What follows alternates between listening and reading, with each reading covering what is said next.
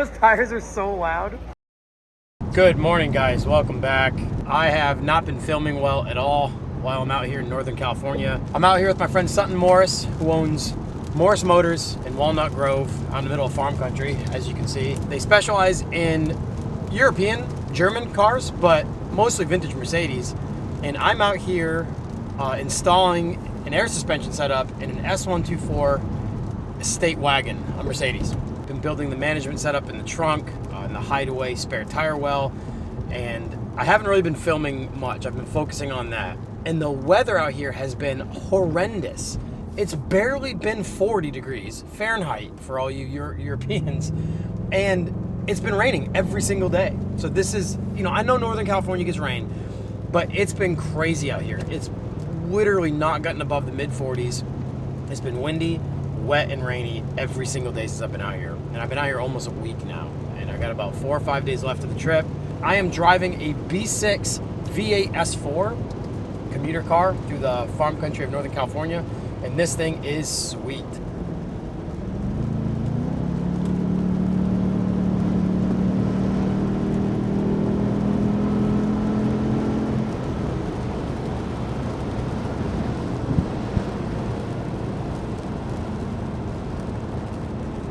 I kind of want one. I loved when the B6s came out because the S4s were V8s and it was just so much sound coming from such a small car. This one's an automatic, but it still gets up and goes when you stomp on it. Yeah, this is a fun car. Comfortable as well. I mean, it's the whole point in Audi S4. I mean, it's comfort, luxury, and a sports car. On our way to Morris Motors now. We'll catch up with you guys at the shop.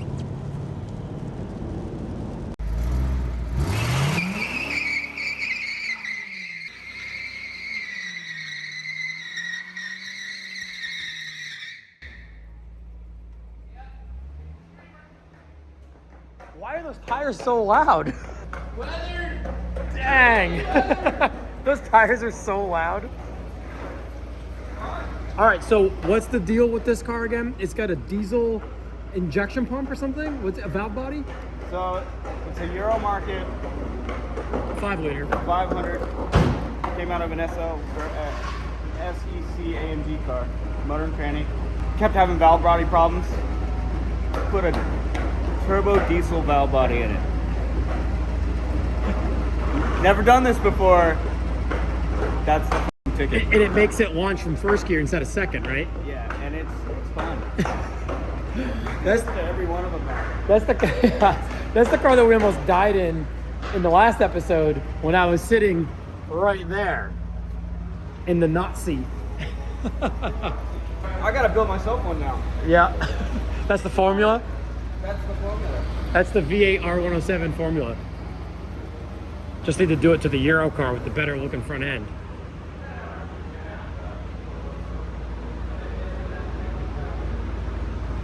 That front end is better than this one. That's how we're starting this episode, with a screecher of a burnout. And this, yeah, top of the morning to you. All right, what happened? Monday morning. Monday morning happened. Oil cooler blew. So what happened is the 77 911 that Sutton picked me up in, he leaves with it and takes off. And one of his guys comes running into the office and says, "Hey, where's Sutton going?" And we're like, I don't know where Sutton's going. And he goes, "Oh, shoot." And then he starts getting on his phone. We're like, "Why? What's going on?" He goes, "That 911 is dumping oil everywhere." So he calls Sutton and his cell phone starts ringing on the desk. So we're like, crap, that thing's definitely gonna blow. So his dad jumps in an SUV and like heads out trying to go look for him. And he's on his way back and still dumping oil.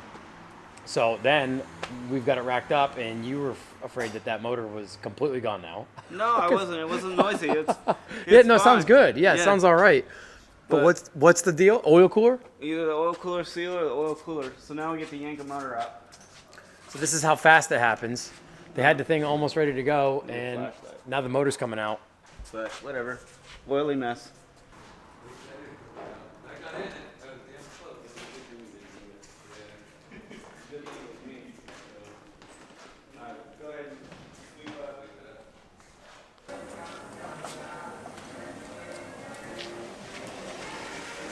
Your dad's hypothesis, thinking that maybe viscosity of the oil and the temperature, how cold it is. Might have had something to do with hurting the seals. Yeah. Yeah.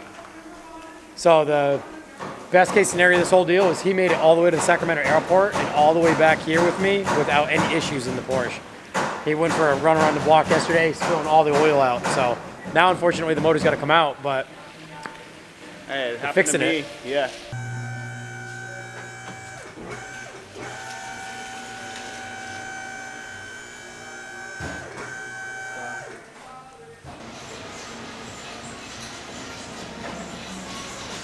Hey, so what I'm gonna need you to do is take that motor right there and put it in my 700. I've got a 2-liter downstairs. The auto union needs a motor. That'd be wild. It's going on a Beetle pan. It'll fit right in. I know. All right, leave in the comments. Do we Porsche swap the auto union? Why not? Why not? Something says.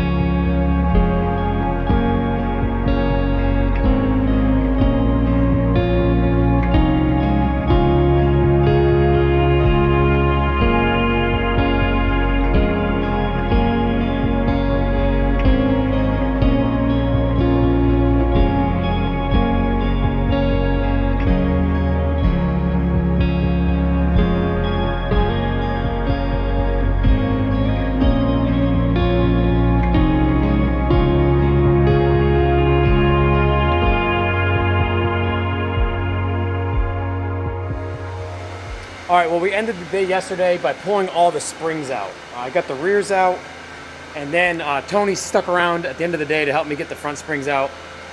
We tried using his OEM spring compressor, but it was just kind of making things a little bit more difficult. So we did it the way I've done it every time, and that's basically getting the car down close to the ground, getting a floor jack under the lower control arm, taking the ball joint bolt off, and jacking the car up enough to where there's enough tension to get that bolt out, at which point the control arm could fly down under the compression of the spring, and then lower that jack down or raise the car up, either way, letting that control arm down to the point where the spring doesn't have any tension left on it, and you just pry it out. At this point, we were able to get it down far enough to where the spring just fell out, no tension, safe as could be.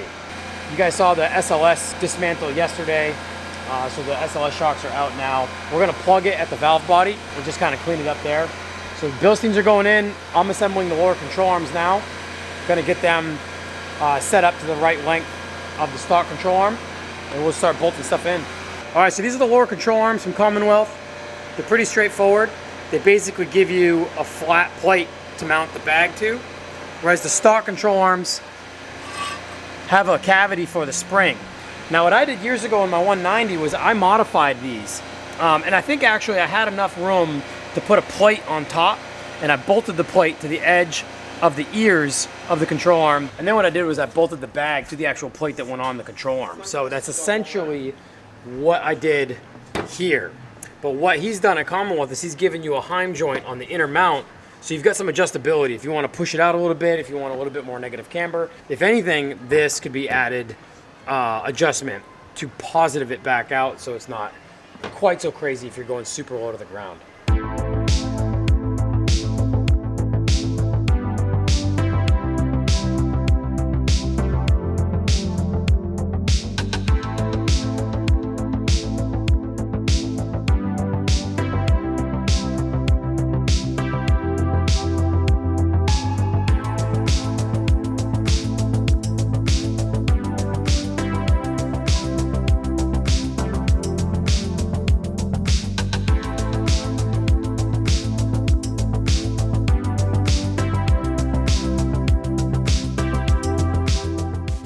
All right, so lower rear control arms are in. As you can see, the inner lower control arm mount becomes a heim joint. There's a couple bushings on either side of that heim joint. The 124s and the 201s have kits that you can buy for adjustable control arms all the way around. So these 3 other arms can also be adjustable, and there's 4 altogether. So you've got your lower control arm, and then you've got upper control arm, and then you've got these tension rods here. But for now, we're just running them at stock length, and when they go to get an alignment, they'll mess with that to get it within spec. The upper airbag cups aren't seated yet, as the weight of the car needs to be down, and we'll be able to line that up and get the air line pushed up through the grommet so everything fits as it should. The one thing I don't like about this, you'll see here, these Slam Specialty SS5 bags have a 1/2-inch port on them, and take a 1/2-inch NPT fitting. Now, normally on all the projects I've used with these airbags, which has been a lot, I run a 1/2-inch NPT that goes in the actual port on the bag to a 1/4-inch PTC fitting, which is this guy right here, since we're running 1/4-inch airlines in these cars. Now that's one fitting. Now, unfortunately, a 2-part fitting.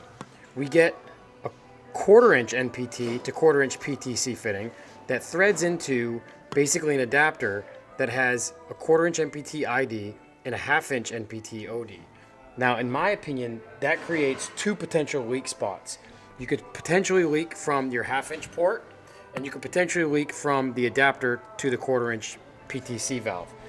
So that's the one thing I would change with this kit. And if I had known that these were coming with this kit, I would have brought out some 1/2-inch NPT to 1/4-inch PTC fittings. Well, I've actually got a whole drawer full of them at my shop. But that's the one thing I'd change here. So you've only got 1 fail point. Technically 2, you've got the threads and then you've got the PTC fitting itself that could fail. But in this point, I guess you could say you have 3. You could leak from the bag, you could leak from the union of the 2, and you could leak from the PTC. So in my opinion, when doing air suspension, the fewer leak points, the better. That way you know for sure you've got your system tight, and if you've got a leak, there's only a few places to check. So now that the rears are in, I'm moving to the front. I've got one front all assembled, and as you can see, it comes with this lower control arm bracket. The bag bolts to it with some flush bolts, and then it'll receive a long stud that goes in the center there on that nut that's welded to the plate. The sides here basically grab the lower control arm, and I'll be able to fit this a little bit better and show you guys how it fits on, but it essentially goes on just like that. So that hole right there in the plate, we'll have to drill a hole and put a self-tapper or some sort of through bolt in there, so the bracket itself is fixed to the lower control arm. And it hugs this side as well. Just kind of stands up off the control arm. And then this tall cup will go way up in there, which is the upper spring perch. Now, when I had my Bag 190 back about 12 or so years ago, this upper spring perch failed completely. This whole gusset ripped right away from the inner fender of the car. And surprisingly, it's only riveted and seam sealed in. So what I ended up doing was I ended up welding them in, and not riveting and seam sealing them. And I gusseted the actual top as well. So this bottom gusset triangulation, I put on the top as well, since that's holding up the entire weight of the car.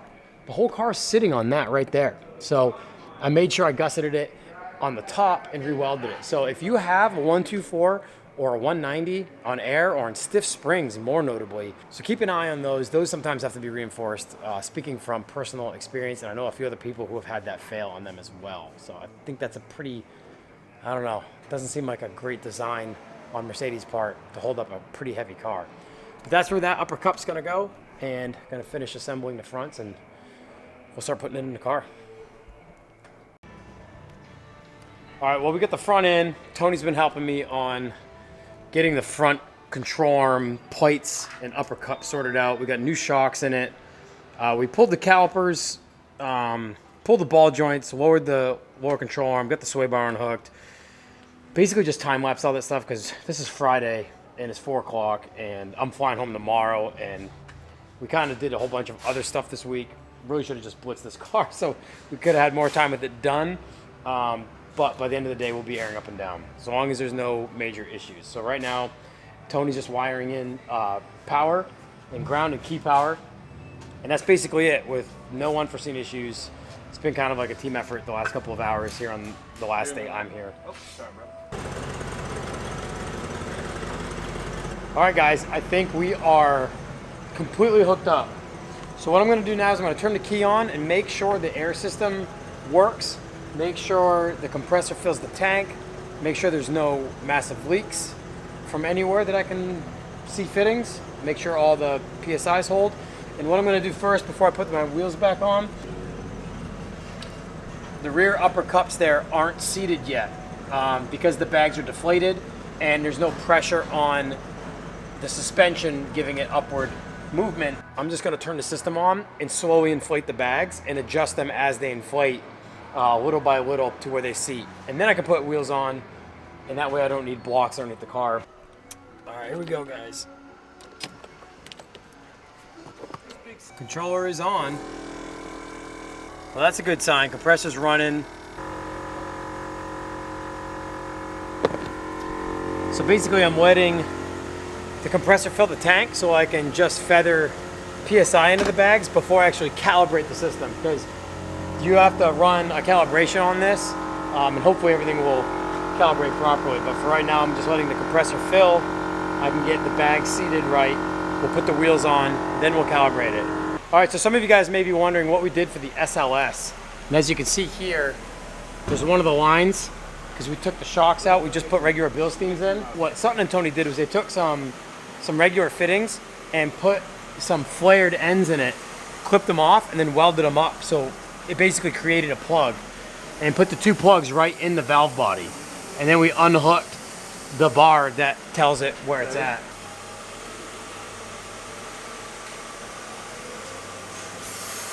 I don't know, what do you think, right here? Yeah, if you want. It's not that level outside.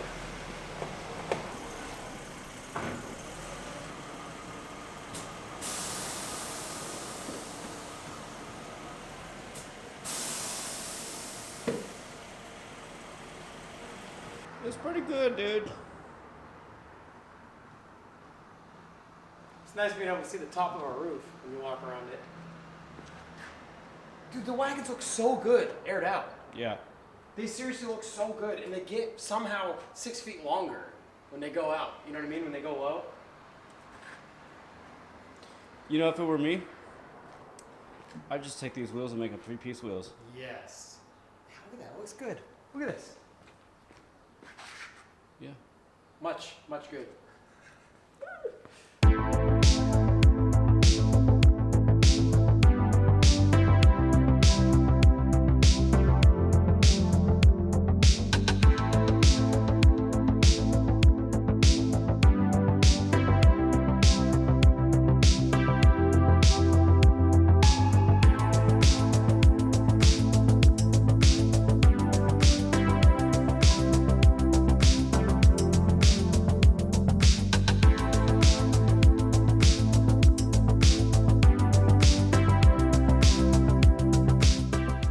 All right, guys, well, that is the S124 on air.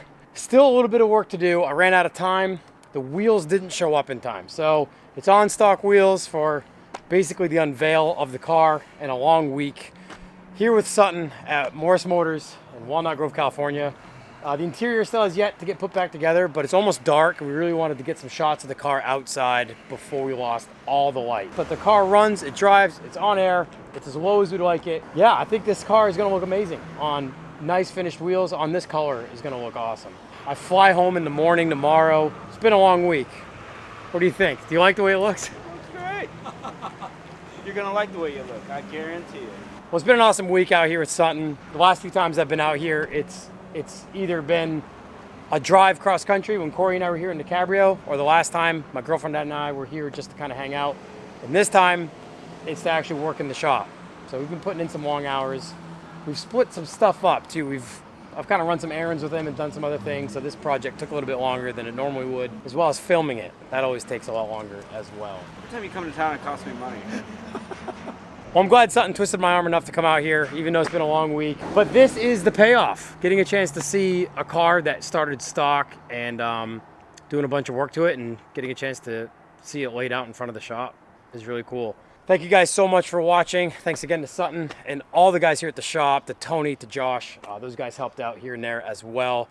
They were a big help, lending an extra set of hands when they could. Thank you for all the support, guys. Remember to like, comment, and subscribe to the channel. That's it. Him and I are cooking up a bunch of other stuff. We got a lot of stuff going on. Yeah, see you in a couple months. We're gonna drive another car across country. We are. We're gonna drive something cross country. We don't know what yet. There's a few options. My E24 6 Series is still out here. I haven't told you guys what the plan was, the tentative plan for that. So we'll get into that in a future episode. But I'll be out here again soon. We'll be driving something cross country. It'll probably be old. It'll probably be slammed on wheels or something. It'll probably be for sale in the near future. Yep. So keep an eye out. Subscribe to the channel. Follow Sutton on Instagram. It's _Camber and Morris Motors USA. Yeah. Morris Motors USA on Instagram. I've put the handles in the description below, as well as the Patreon link and the Bag Riders discount code. Remember to use that whenever you guys go to bagriders.com for any of this stuff. For any of the management, anything you need from Airlift Performance, 10% off when you use the code Ludwix at checkout. Thank you guys so much for watching. We're gonna go get some food. I got a plane to catch tomorrow and this episode to edit. We'll see you guys in the next episode.